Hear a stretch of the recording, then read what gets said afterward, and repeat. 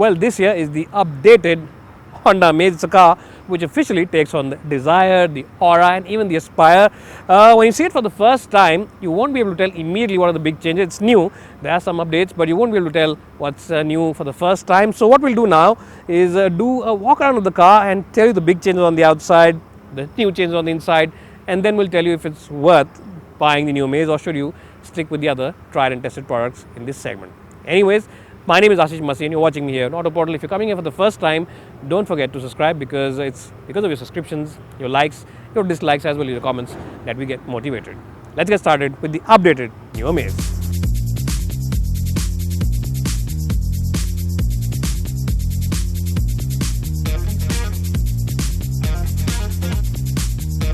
As you might be aware by now, is the online expert in terms of spare parts. If you want a spare part for your vehicle, they have it in their list. They have the most extensive spare parts catalog, right from the most affordable small car to the top of the line luxury car, you name the car, and they have the spare parts for it. And the best point is that they have the spare parts from a host of different component makers and different price segments for the same spare part. So if you want to buy a cheaper part from a different maker or a more expensive part from a different component maker, they have the option for you. Well, so let's quickly give you a walk around of this car and show you what's different. If you see the face of the car, the biggest changes are on the face. The bumper is new now, and along with the bumper, it's not a new bumper, but it has been revised. So what you now get is all this black insert over here and a lot of chrome around the fog lamps. The fog lamps also are new. These are LED fog lamps. And what's also new on this VX version is the fact that you get projector lamps now, and that's something which a lot of customers wanted because these headlamps with the regular halogen beams weren't very strong. So a lot of buyers said on the VX, please give us these projector lamps. So Honda's taken the feedback from its customers. The same grill, lots of chrome on it, but now new inserts on the lower slats as well. What do you think about the looks? Do you like them? Do you think Honda's just overdone it with the chrome? You can let me know in the comment section below. If you move on to the side of the car, I'll show you that the alloy wheel design also has been changed. It has been modified slightly. You now get a lot of grey along with the silver, and earlier it used to be all silver, but now there's a lot of grey. Still 15-inch wheels, decent wheels, not the biggest or the widest, but still decent and at par with its other rivals. The side profile is more or less the same. You now get turn indicator integrated into this version. Of course, there's a top of the line one, so you get this. And request sensors are there on both sides. If you see the request sensors, they're there on both sides. You press this and the car locks. And of course, if you want to open it, all you need to do is just do this and automatically unlocks. You don't have to press this button again and again. All you need to do is just put your hand over here and this car will unlock. So that's something which is quite a fancy touch. And request sensors on both sides is something that a lot of manufacturers don't do just to save on some cost. But Honda is not doing that. On the back side, the new thing is this C cut away, and this is of course the LED. The lights just went off because we had put them on for a long time. So that's something new on this car, and it gives a very sporty look and a very sporty feel as well. It looks very youthful and very sophisticated on the outside. Lower end again gets a lot of chrome, so Honda really is going overboard with the chrome on this car. Other than that, if you see it from a distance, you'll realize that this car, it doesn't feel like a compact SUV, rather a compact sedan. We're driving too many SUVs, so every time SUV just comes out automatically. But it doesn't look like a compact sedan, it looks like a mid-size sedan, and it's a very well balanced, very proportionate looking car and doesn't give you the sense of a small car. And even the cabin is quite large and big, and on the interiors also you'll feel that it's not a small car. Anyways, now let's jump inside the cabin and show you what's new and what has changed and what has remained unchanged.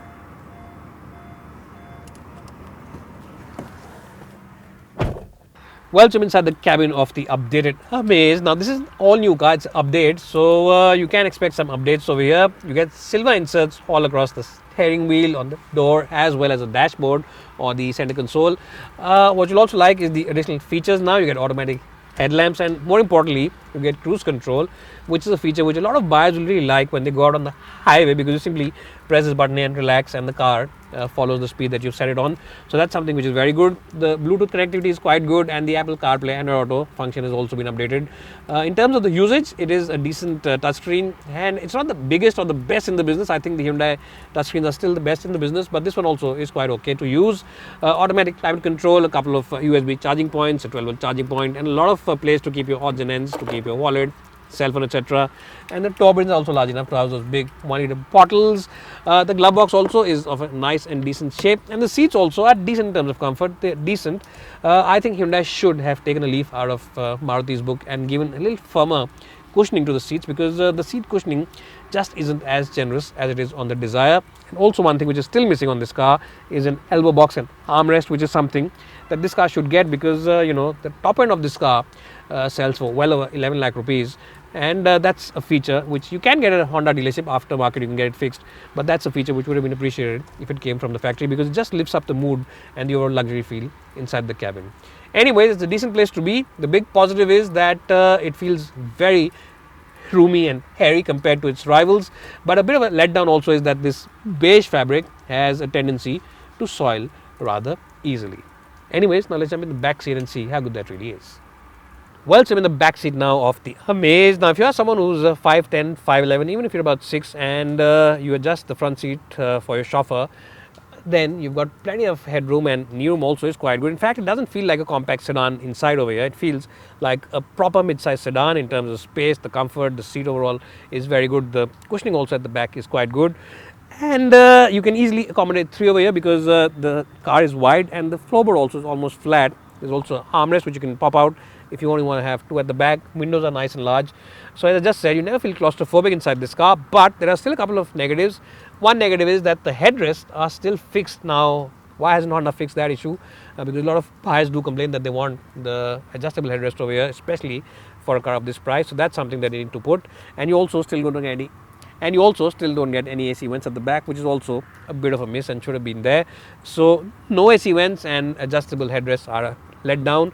But other than that, nice place to be, open cabin, comfortable seats, and really doesn't feel like a compact SUV, rather a compact sedan. Anyways, now what I'll tell you is that the boot is 420 liters. I won't jump out and show it to you because it's raining, but I will show you some visuals. It's a nice, deep and practical boot, good enough for those weekend getaways as well as for the airport transfers. Now we'll jump in the front seat, drive it around, and tell you what this car is all about.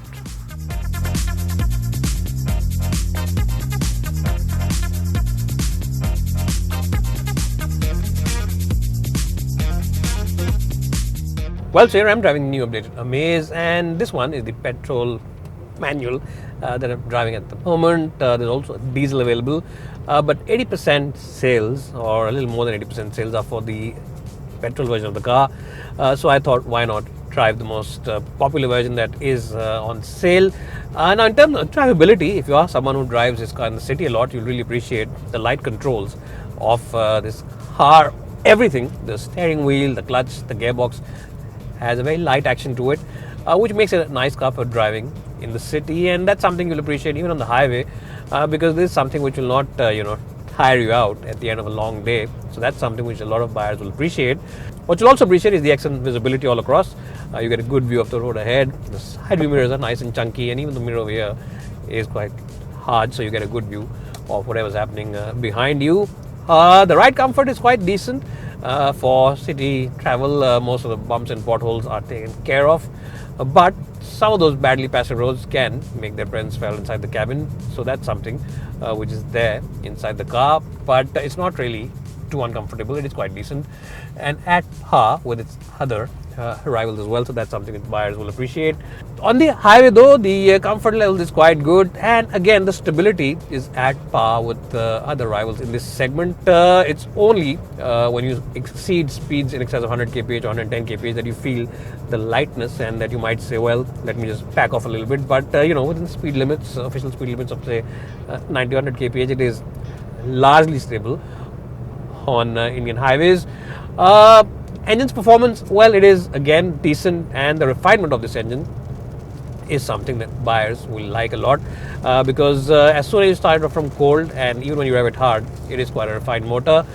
And even on the highway, when you're pumping this engine hard and pushing it to get the maximum juice out of it, this engine largely remains quiet and unobtrusive inside the cabin. So again, people who drive on long distance journeys will appreciate this car. The fuel efficiency that the odometer or the trip computer is showing over here at the moment is about 11 and a half, 12 kilometers, but we have been driving this car since the morning. We've driven about 60 or 70 kilometers.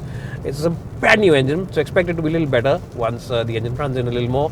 But we have kept this car with us in our fleet, and it does return figures in excess of 12 or 13 kpl on a regular basis within city limits, which is quite decent.